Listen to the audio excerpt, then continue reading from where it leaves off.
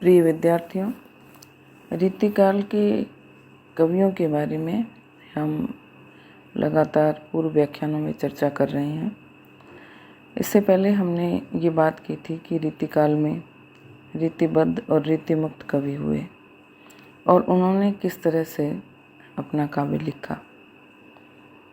आपने पढ़ा कि रीतिकाल में जो रीतिबद्ध कवि हुए उन्होंने साहित्य शास्त्र की जो प्राचीन बंधी बंधाई परंपराएं थी उनका अनुकरण किया और रस, नीति, अलंकार, छंद शास्त्र, काव्य गुण आदि से संबंधित लक्षण ग्रंथों का निर्माण करके रीतिबद्ध कवि कहलाए। और दूसरी ओर वो कवि जिन्होंने लक्षण ग्रंथों की रचना नहीं की और बंधी हुई जो परिपाटी थी उसका भी निर्वाह नहीं किया, उन्होंने अपनी भावाभिव्यक्ति, अपनी अभिव्यंजना पद्धति और अपने उद्देश्य की दृष्टि से काव्य रचना की। इस वजह से ये रीतिबद्ध कवियों से भिन्न श्रेणी में आते हैं। इसी संदर्भ में हम आगे एक और जो स्वरूप था रीतिकाल में कवियों का उनके बारे में आज बात कर रहे हैं। ये कवि ऐसे थे जिन्होंने अपनी कविता जो है वो लक्षण ग्रंथों के आधार पे नहीं लिखकर अपनी स्वाभाविक रुचि और प्रवृत्ति का परिचय दिया, तो इनको स्वच्छंद धारा के कवि कहते हैं और इन्होंने स्वच्छंद वृत्ति के आधार पर ही कविता की। तो उनके बारे में आज हम आगे बात करेंगे।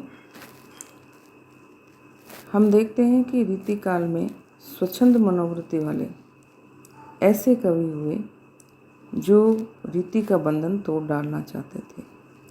उन्हें न पुरानी परंपराओं से सरोकार था और न ही वो अलंकार या किसी अन्य बंधन में बंधना चाहते थे।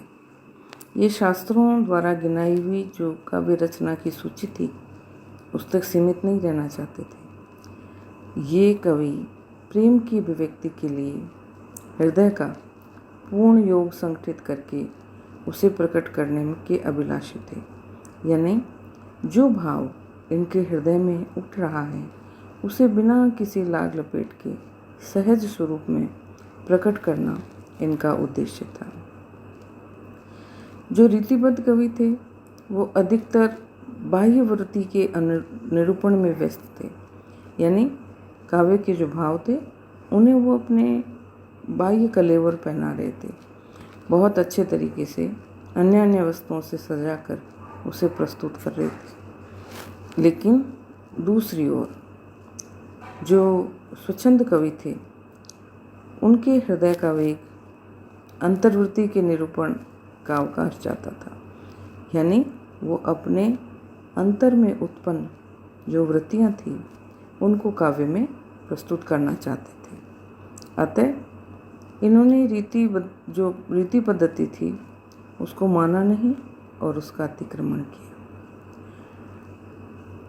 आचार्य मिश्र जो हैं उन्होंने रीतिबद्ध कविता की पच्चीकारी और कला पक्ष की जो प्रधानता उसमें थी उसकी चर्चा करते हुए कहा है कि रीतिबद्ध कवियों की रचनाएं कला पक्ष की प्रधानता से और कविता की पच्चीकारी से बोझिल हो जाती थी।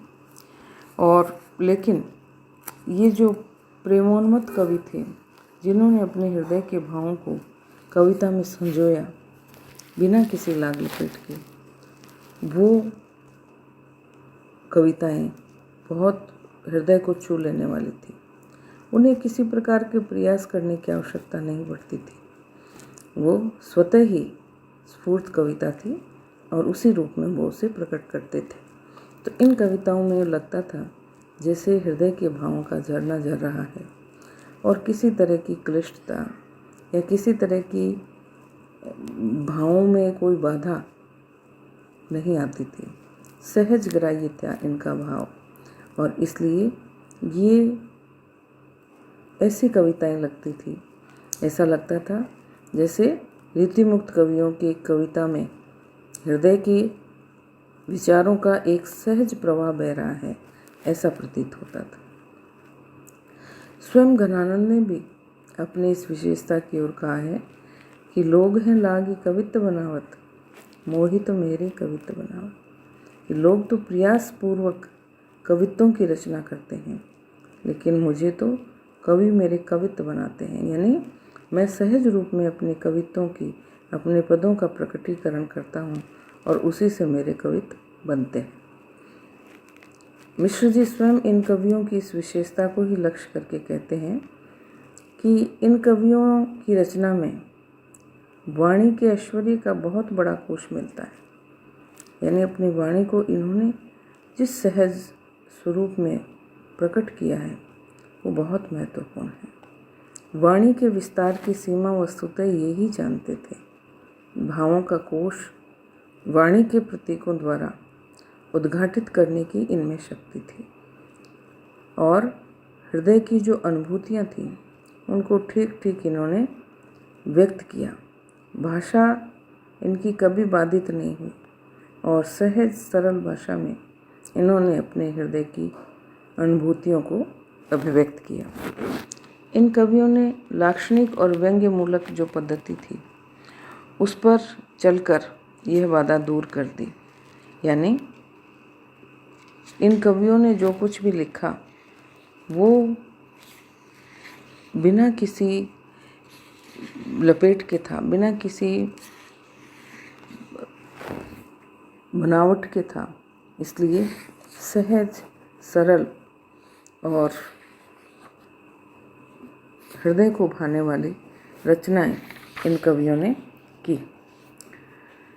तो हम देखते हैं कि जो स्वच्छंद कवि थे, ये कवि हृदय के भावों को अपने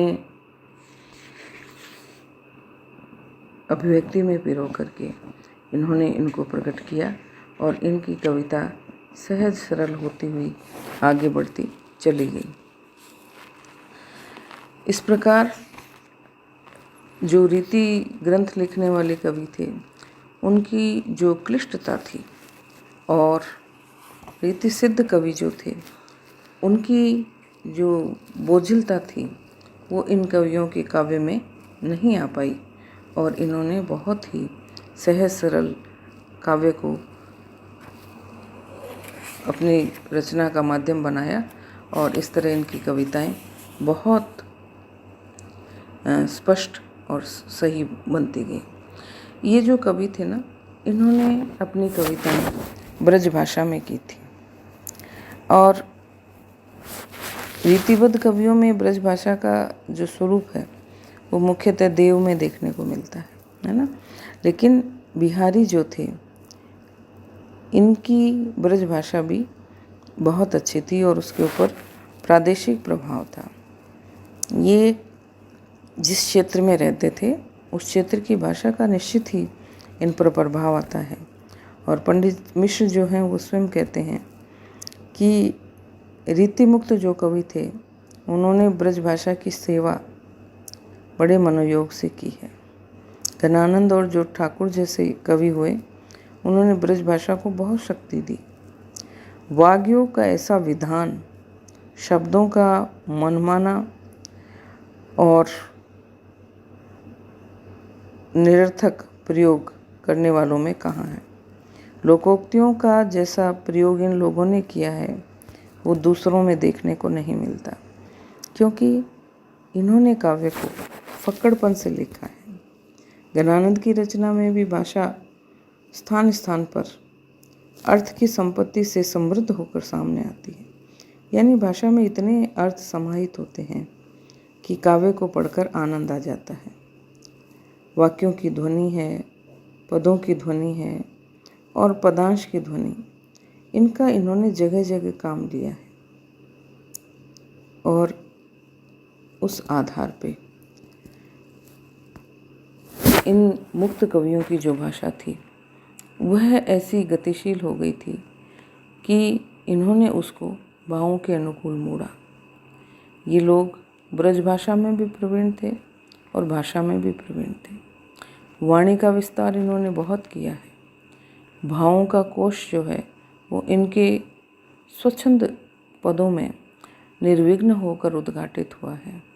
हृदय की अनुभूतियों को इन्होंने लाक्षणिक और व्यंग्य मूलक पद्धति के आधार पर चलकर व्यक्त किया है। पद्धति जो है लाक्षणिक पद्धति और व्यंग्य मूलक पद्धति के बारे में आप जानते होंगे कि किसी अन्य बात को लक्ष्य करके, यानी बात को सीधा न कह के किसी अन्य विषय को या अन्य वाक्य को लक्ष्य बना करके जो बात कही जाती है वो लाक्षणिकता उसमें होती है। और जब हम किसी बात को सीधा न कहकर व्यंग्य में कहते हैं तो उसे व्यंग्य मूलक पद्धति कहते हैं। इन पद्धतियों के आधार पे कवि अपने काव्य को सीधा और सपाट नहीं बनाता, बल्कि उसमें बांकपन लाता है, वह उसको उसमें तीखापन आ जाता है। जैसे हम किसी बात को व्यंग्य से कहते हैं तो वो तीखी मार करती है, उसी प्रकार काव्य में भी कवि जब व्यंग्य मूलक पद्धति का प्रयोग करता है तो काव्य सीधा और सरल न होकर और अधिक मार करने वाला या हृदय में समाहित होने वाला हो जाता है। और ये एक श्रेष्ठ काव्य की विशेषता है कि वो सीधा और सपाट काव्य उतना प्रभावी नहीं होता जितना लाक्षणिक और व्यंग्य मूलक काव्य जो है वो हृदय में चोट करता है।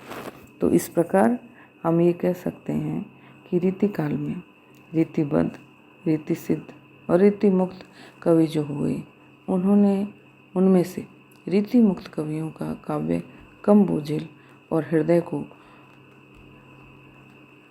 शांति देने वाला या हृदय को अधिक छू लेने वाला रहा।